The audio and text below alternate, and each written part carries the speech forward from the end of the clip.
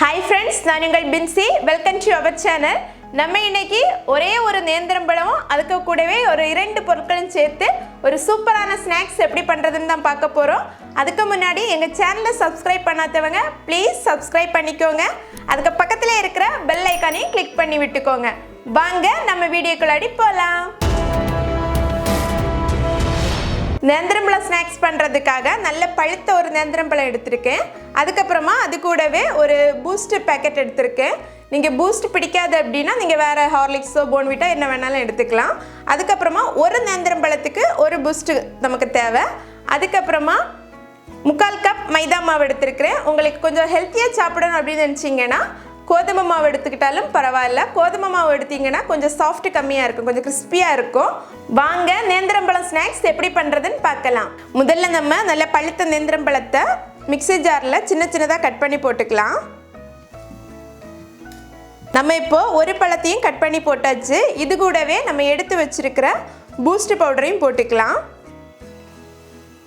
இந்த பழம் நல்ல இனிப்பாக இருக்கும், அதனால் நான் இனிப்பு எதுவுமே சேர்க்கலை. உங்களுக்கு அப்படி இனிப்பு தேவைப்பட்டுச்சு அப்படின்னா வெள்ளை சர்க்கரையோ நாட்டு சர்க்கரையோ சேர்த்துக்கோங்க. நம்ம இனி இதை நல்லா அரைச்சி எடுத்துகிட்டு வந்துக்கலாம். இந்த மாதிரி தண்ணி எதுவுமே சேர்க்காம நல்ல பேஸ்ட்டாக அரைச்சி எடுத்துக்கோங்க.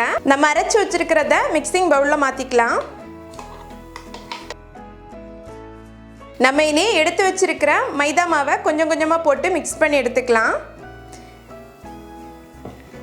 இது ஒரு சப்பாத்தி மாவு கன்சிஸ்டன்சிக்கு வரணும், அது வரை இதை நம்ம நல்லா மிக்ஸ் பண்ணிக்கலாம். இது வரைக்கும் நான் இதில் 3/4 கப் மைதா மாவு போட்டிருக்கேன். கட்டி எதுவும் இல்லாத மாதிரி நல்லா பிசைஞ்சு எடுத்துக்கோங்க. இந்த மாதிரி சப்பாத்தி மாவு கன்சிஸ்டன்சிக்கு பிசைஞ்சு எடுத்துக்கோங்க.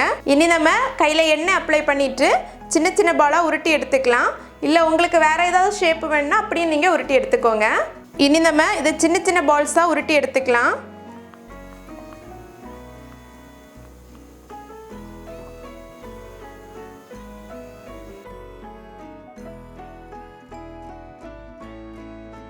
இப்போ நம்ம இதை சின்ன சின்ன உருண்டைகளாக உருட்டி எடுத்தாச்சு. இனி நம்ம எண்ணெயில் ஃப்ரை பண்ணி எடுத்துக்கலாம்.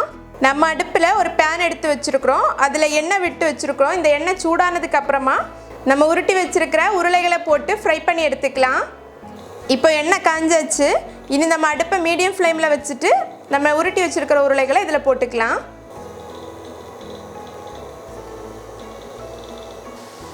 நம்ம இப்போ உருளைகளை எல்லாமே எண்ணெயில் போட்டாச்சு. இனி நம்ம கொஞ்சம் வெந்ததுக்கு அப்புறமா இதை திருப்பி போட்டுக்கலாம். இப்போ ஒரு சைடு கொஞ்சம் வெந்தாச்சு. இனி நம்ம ஒவ்வொன்றா மெதுவாக திருப்பி போட்டுக்கலாம். நம்ம நேந்திரம் பழம் ஸ்நாக்ஸ் சூப்பராக ரெடி ஆயிடுச்சு. இதே மாதிரி ப்ரௌன் கலர் வந்ததுக்கு அப்புறமா நீங்கள் எடுத்துக்கோங்க. இனி நம்ம இதை தட்டில் மாற்றிக்கலாம்.